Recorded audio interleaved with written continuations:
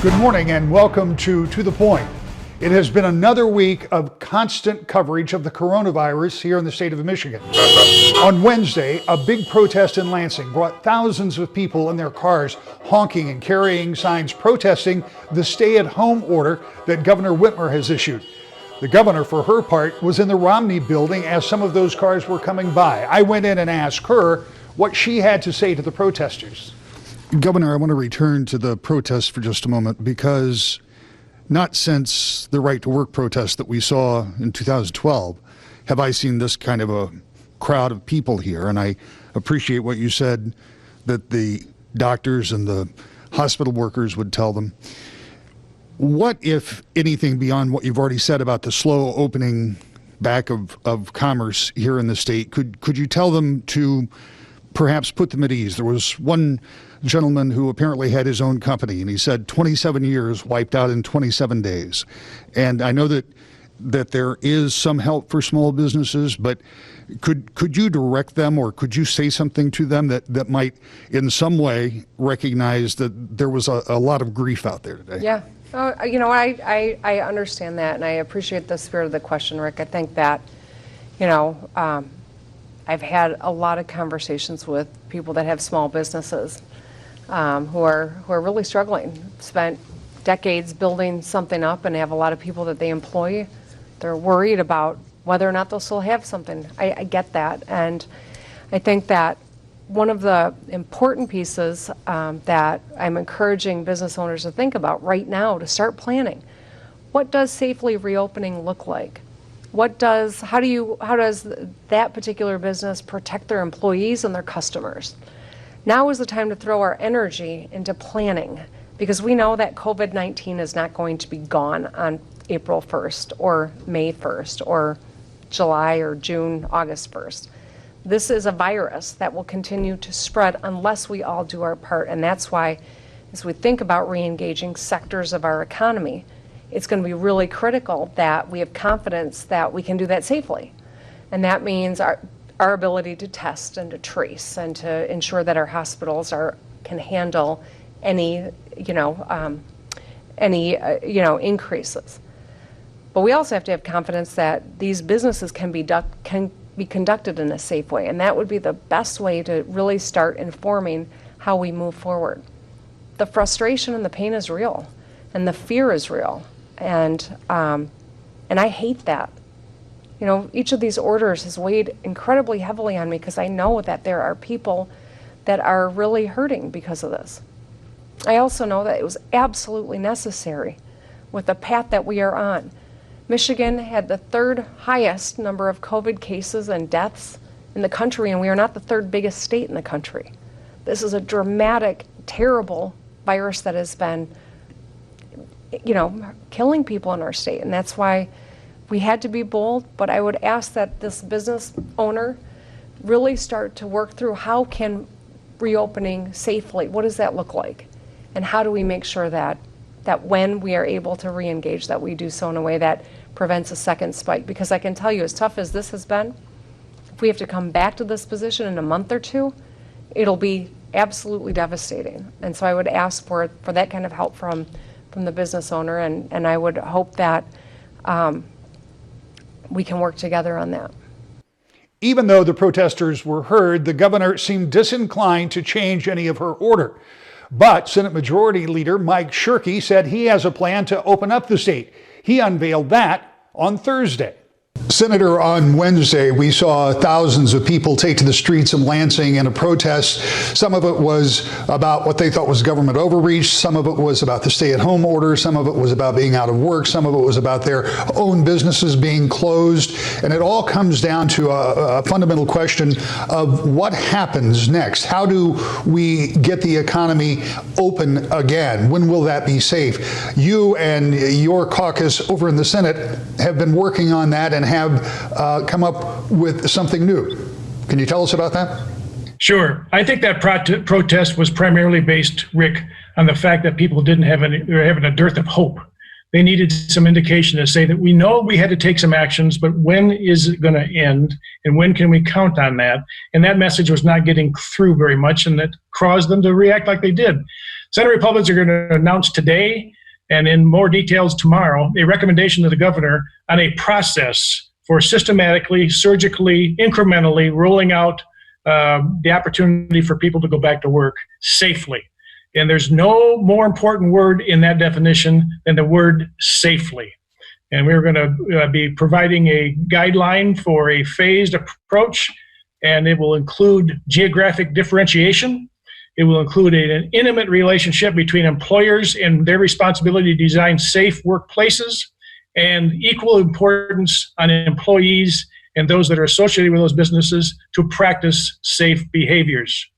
That relationship has got to be tied together very intimately, because if either side falls apart on that, the entire thing will fail. And this is all based on the premise that many businesses, even today, can design themselves in such a way that you're just as safe at home as you are at work. There are businesses across the state, this nation, and this world that have been demonstrating that throughout this insidious virus expansion.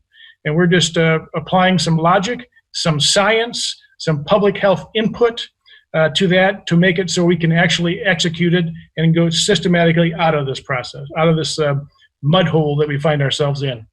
The governor's argument against many of the businesses and jobs that she says are non-essential is that by putting those people back to work, that the danger lies also with them going to the gas station, as she talked about yesterday, and the other services that they would be accessing. Are you concerned about having more people out simply being a danger when it comes to this virus? I want to frame it differently. Instead of this being stay home, stay safe, let's frame it like this. It's a home, work, home executive order. Nobody is suggesting lifting the restrictions on unnecessary social gatherings and interaction, and nobody is suggesting lifting the restrictions on unnecessary travel. It's a home, work, home type of executive order that I have in mind that therefore should limit the scare and limit the concern of those other things occurring that she's fearful of. And that's why I keep emphasizing it's all about everybody doing their part.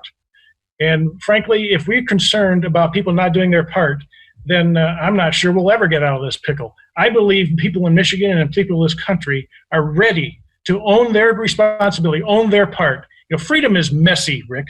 And you know, when you and I discuss freedom, you know, where does the line cross where my freedom gets into your freedom? And right now, we got to be respectful and keep our freedoms as close to ourselves as possible and respect the freedoms of others. And we do that in the safest possible way. And finally, Senator, what is the process? Obviously, you and your caucus may come up with these ideas. Is this something that you put in legislative form? Is this something that you negotiate with the House and with the governor? What's the next step? The next step is to make it public, do a call to action to those across the state that can provide refinement and suggestions to make it better. Start negotiating with the governor immediately and when we can actually trigger it to roll out.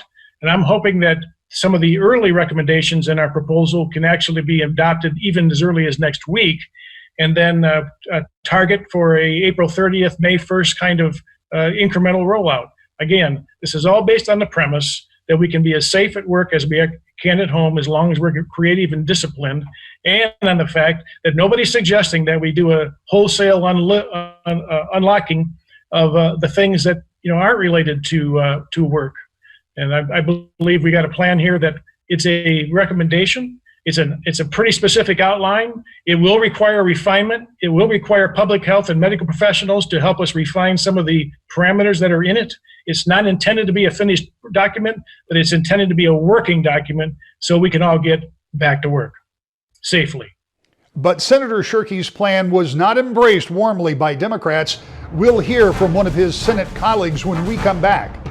To the point.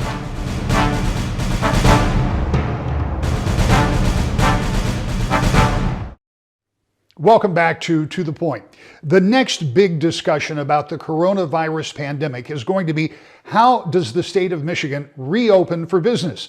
You just heard the Senate Majority Leader talk about part of his plan, but that's a plan that's not getting traction with Democrats. We talked to Grand Rapids Senator Winnie Brinks. Senator, first of all, I want to thank you for doing this. And as a matter of full disclosure, this is the second time we have had this conversation. We talked first before the Senate Majority Leader had released the Republican plan for reopening the state of Michigan. And we were talking about that very thing. And you were talking about working on a bipartisan group. So let's start where we know now. The folks watching this show just heard the Senate Majority Leader in the segment before talk about part of what his plan is. So talk to me as a member of the Senate Democrats, what your take was on his announcement on that on Thursday. Yeah, it was certainly a confusing move on his part for all of us to be working really hard in a bipartisan way to get the input of so many people. First responders, first and foremost, folks in the medical profession. And it seems he's left those voices out of his plan, and he has not consulted the very group that he set up to put together recommendations for moving forward. So at this point, I'm still pretty invested in making sure that we have a bipartisan group that does come up with those recommendations. I think it's going to be a much better plan. It's going to be much more holistic, and it will represent the voices of a broad spectrum of the people of our state, not just the folks that Senator Shirkey bothered to talk to in the short time that he took to put together a plan on his own. What does this do to that process? Now you've got the leader in the Senate Majority Leader, who has put out this plan at a time when others are working on other. Is this another negotiating tool, or does this complicate issues? Yeah, well, it certainly is a bit of a complication, I think.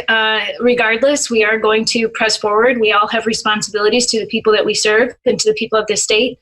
The governor is clearly mentioned that he is taking a regional approach, so there will be information that she puts forward in terms of how we want to approach this reopening, and we're hopeful that our gathering of information will also be considered in all of that, and the plans that we make and recommendations that we make should be part of it, because the voices of the people who are speaking up are important, and they deserve to be heard as well.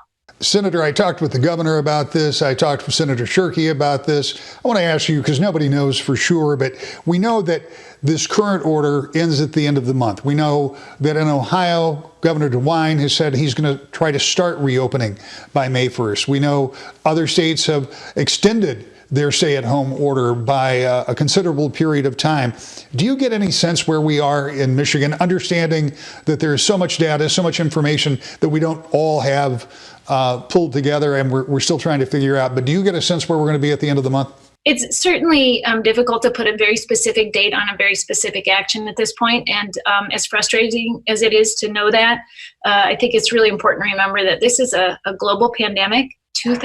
More than 2,000 folks in Michigan have lost their lives to this. Tens of thousands have been sickened. So it's going to be important that we do this right, and that we do it based on public health priorities and based on science and facts about how capable we are of testing, how capable we are of providing protective equipment to the people who need it. And so I think that what we should be talking about is what sorts of benchmarks do we need to achieve in order to do specific actions to open up our economy. And I want to ask, because I feel like I know the answer, but I think it's important for people, particularly those people that are in elected office, to make sure that your constituents understand that no matter what happens, whenever it happens, this isn't going to be like flipping a switch.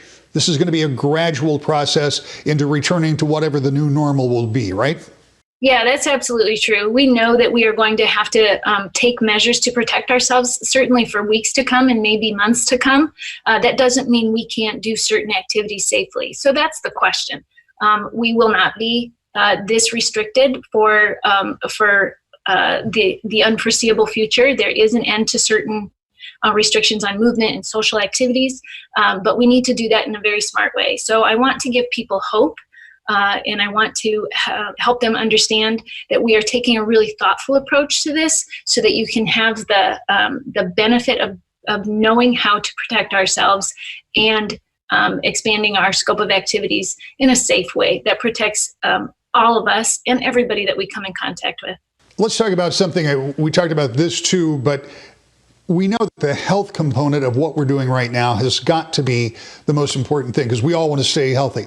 But we know there's a big economic impact. We saw all those folks who were protesting in Lansing, and many of them were complaining that they couldn't work or their businesses were closed or it was having a big economic impact.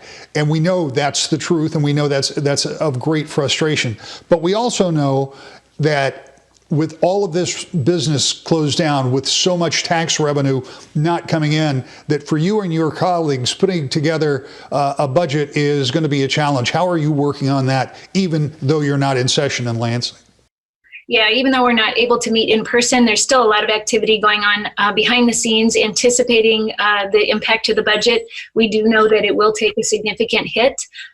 We have a rainy day fund that we can help plug some holes with, but it's certainly not going to compensate for the impact that this virus has had on the economy. So the federal stimulus dollars, there have been a couple of federal packages that have come through. Some of that will help stabilize the state budget.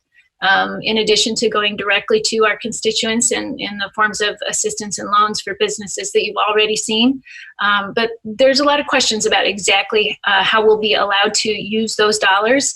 And hopefully that will help us as we wade through the multitude of issues that we'll be facing as the state continues to work on its budget. We were in the middle of the budget process when all of this hit. We are going to work very hard to get the budget done in a timely manner still. And hopefully we'll be able to be back together and voting on things in a matter of weeks so that we can make sure that we put forth a responsible budget with these new realities in a timely way. So there are a lot of questions about how Michigan will reopen, even more questions about when it will reopen. And so far, we don't know exactly when that will be, but we'll continue to follow the story. There is another storyline playing out, and that is about elections coming up in May. The governor and Secretary of State say they'll go forward, but a former Secretary of State and a current state senator says she doesn't think that's a good idea. Here's Senator Ruth Johnson. Senator, as we begin this morning, I want to review a little bit for the folks that are watching at home some of what your work history has been. You served in the State House, you were a county clerk, you were the Secretary of State, you're now in the Senate. So you're talking about an election coming up on May 5th, and you've seen elections from both sides, from administering them and running for office. So I know you've sent a letter to both the Secretary of State and the governor with concerns. Tell me what your concerns are and what your solutions might be. Sure. With my background, as well as I am the chair in the Senate of Elections, it's very important to me that we make sure every voice gets heard. We make sure we have elections with integrity.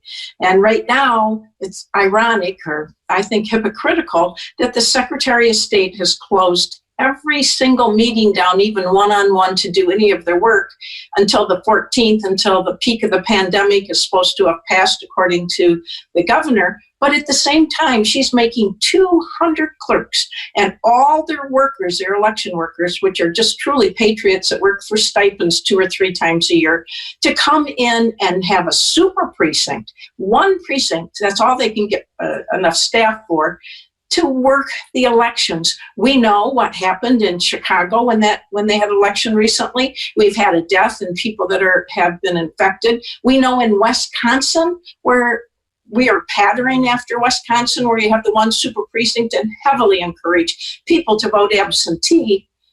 They simply had a lot of problems. We know that mail delivery is slowed up substantially.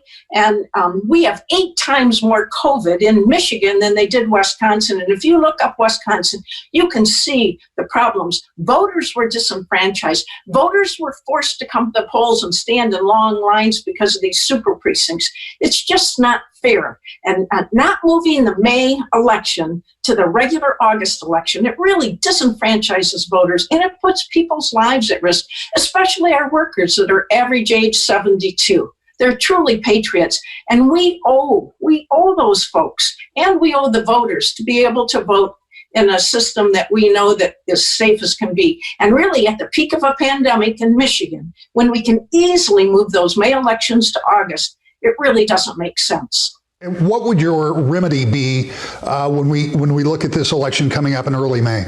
It's so simple. It's so easy. It will save lives. It will make sure everybody gets a chance to vote. Wisconsin pushed absentee like we are, and so did Chicago. But people came and stood in line and got sick. And in Chicago, we know there's been death because of it. And Michigan is the third worst state in the country for deaths. So simply you move the May election to August so everyone's voice can be heard. It is so important for democracy that we don't say, if you forget to vote absentee, you're going to have to go stand in line and put your life at risk. It's wrong for our workers. Even the absentee workers have to work in an assembly line style, and it puts their lives at risk, and their average age is 72. So you simply move to August when we have enough personal protection equipment, rather than taking it away from doctors, nurses, and our first responders. We make sure we have protocols put in place. We know that this virus lives on the mail for up to 24 hours. I sequester all my mail for 24 hours before I even open it. We don't have protocols like that put in place. The state has not purchased or given our clerks or our precinct workers, and by the way, we have 1,635 clerks and 30,000 patriots that work a couple times a year, average age 72, high risk. We need to make sure they're protected. We need to make sure people aren't afraid to vote. We're really disenfranchising voters by not simply moving to the August election. When we do have enough personal protection equipment for the workers, when we do have protocols that will make sure that we protect both the workers, the absentee ballot counting board, and our voters. This is so important. A protest, a plan, an objection to that plan, and some who think an election should be postponed. That was just part of this past week covering the coronavirus. I'll be back with a final thought next. To the point.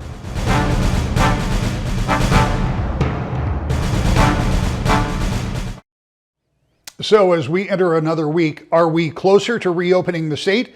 The answer is a hopeful and obvious yes, but we don't know when. We don't know how. And legislators and the governor will continue to negotiate those points. We'll tell you all about it right here every week. To the point.